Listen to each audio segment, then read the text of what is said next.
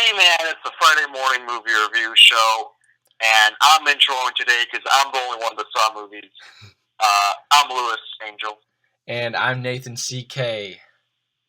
and we're going to be talking about The Huntsman, Winter's War, and Don Cheadle's movie Miles Ahead. And as I said earlier, Nathan did not see either of these movies.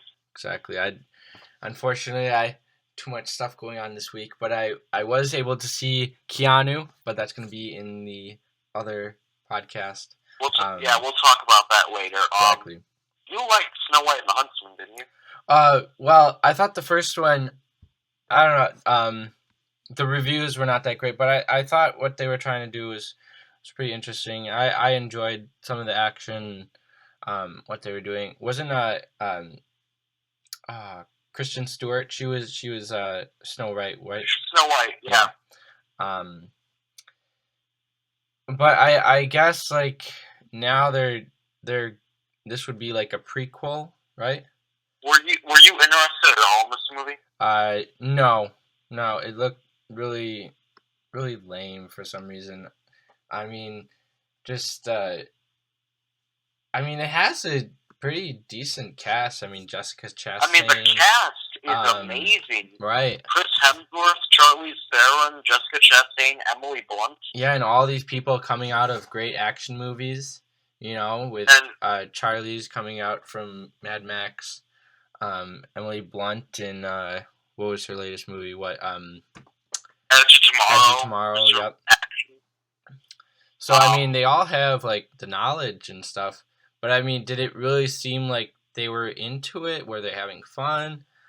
Well, look, I went to go see this movie. I biked over to the theater, not because I wanted to see this movie, but because I had a craving for popcorn.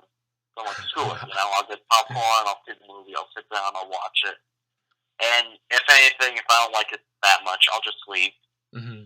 And four of the most attractive people on the planet, right?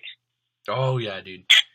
And the movie's just, Like, here's the thing. If you turn your brain off during the movie, you could have some fun there. You can laugh a bit. Nick Frost is in it. The dwarves are funny, the four of them. If you turn your brain off, because if you have it on, you're like, why are we wasting time on this?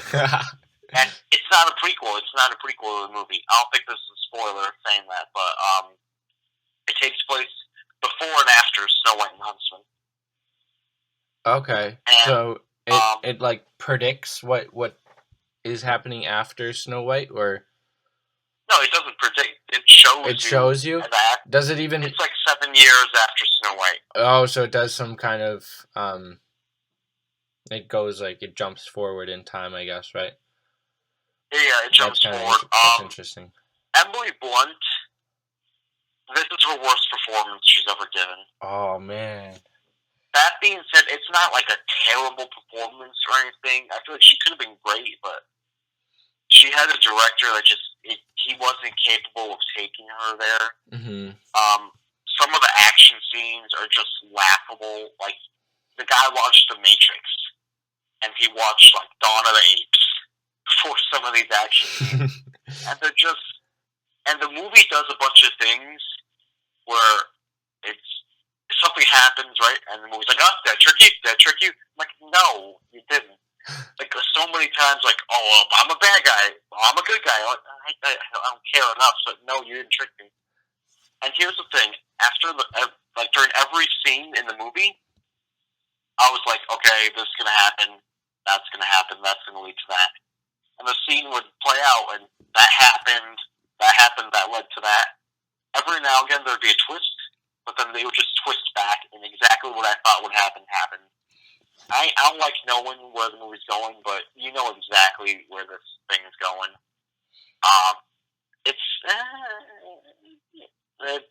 The movie does rely a lot on Chris Hemsworth just being charming, and he is, Mm-hmm. But Charlize is just there.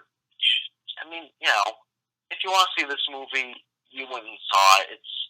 I can't recommend it. This is a movie you watch on cable and you're on your phone during it because it's just not that entertaining of a movie. 2.5. 2.5. 5 for me. Failed. Failed movie. Yeah, it's not a good movie. I don't want to see a third one. Will there be a third one? They set it up for a third one. Oh, they did? Jessica Chastain, well, yeah, you could tell. Jessica Chastain, she looked like a Terminator in one scene, but like a Terminator that had a really boring mission. She looked just bored in one scene, like, I'm doing this. I was in Zero Dark 30, and now I'm doing this. The best part of the movie is during like the first 30 seconds when I closed my eyes because there's a narrator, and I figured out it was Liam Neeson narrating the movie. Ooh. That was probably the best part of the movie. Yeah, so that's my take on the Huntsman Winter's War. Yeah, and I guess like with the movie, I mean, I agree that I hate when I know exactly where a movie's going, you know, and when you can predict it, it's like, oh well, you know, if I can predict it, why am I even watching it right now? You know, it's like they go exactly where you think they're gonna go with just everything, and parts of it felt like The Hobbit to me, but not the good parts, the bad parts. The walking parts. No, like, do you remember that part in An Unexpected Journey? What where part? They have the trolls come and the trolls just tie them up. Oh yeah, when they go into Bilbo's house, right? After that, and like they're gonna boil the hobbits, and it's like, why? The movie? Yeah, it's just filler stuff for. Yeah, a lot of it is to show you that they're characters and that they're there. You know?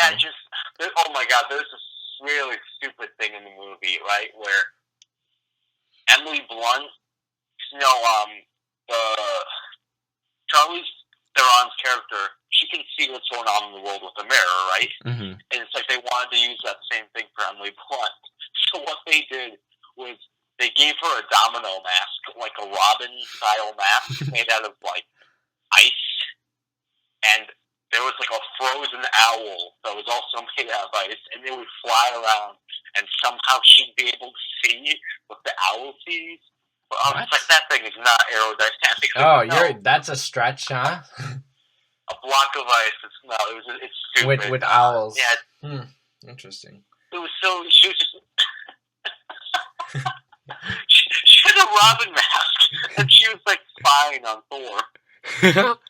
Alright, now we'll get to the good movie, Miles Ahead. Do you know anything about, I have never heard of... Davis? No. Nope.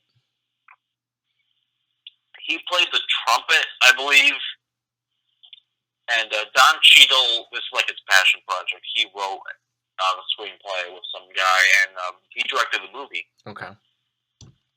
Don't quote me, I think this is the first movie he's ever directed, and he did a pretty good job.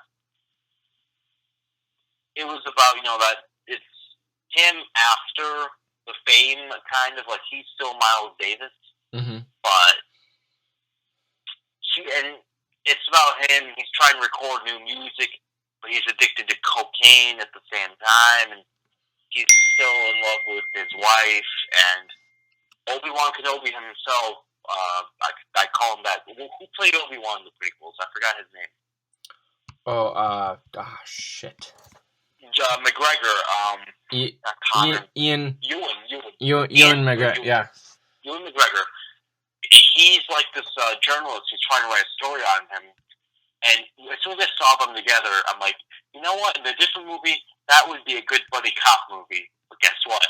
This movie is a buddy cop movie mixed with the jazz movie, and the buddy cop stuff with Ewan McGregor and Don Cheadle works so well. They have really good chemistry together, and it really works. All the performances were good. Don Cheadle especially did a good job directing. The music choices were good. I don't remember his name, but the kid from Selma is in the movie. It spans a little bit of Miles Davis' life. while also spanning like a weekend of it.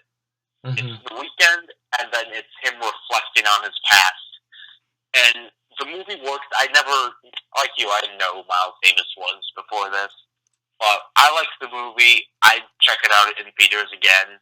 You don't have to, but if you're a fan of his, or you like the buddy cop genre, it's a good movie. It's 3.7 out Okay. of 5. Oh yeah. Okay. It's a good movie. Like, if you go in wanting to learn more about the guy, I can't tell you how accurate it was. But if you go in just wanting a good time, or you like the buddy cop genre, this is the movie for you. Do you think it kind of plays off of what they were doing with James Brown? Remember that James Brown movie? What was it called? I didn't see Get On Up. Get I On did Up. not see. I wanted to. I didn't see that movie, but I heard good things about it. Mm-hmm. I kind of like the idea how you're not doing the same thing on like his career, but focusing on like after. I think that's kind of an interesting concept too. No, yeah, it is. I think you'd like the movie because, I mean, I really like buddy cop movies, and this is a 70s buddy cop movie that's Frankensteined into the jazz biopic movie, and it's so weird, but it works. So go check it out. And there's coke. And there's a lot of cocaine in the movie. There's too much. I'll say too much cocaine they did. I think that is all for this podcast. But on the next one, we will be doing an old movie about a little cat named Keanu. Alright, guys. Alright, guys. Keep it chill. Thanks. Click like and subscribe and follow us on Twitter @FridayMMR. Bye. Goodbye. See you guys.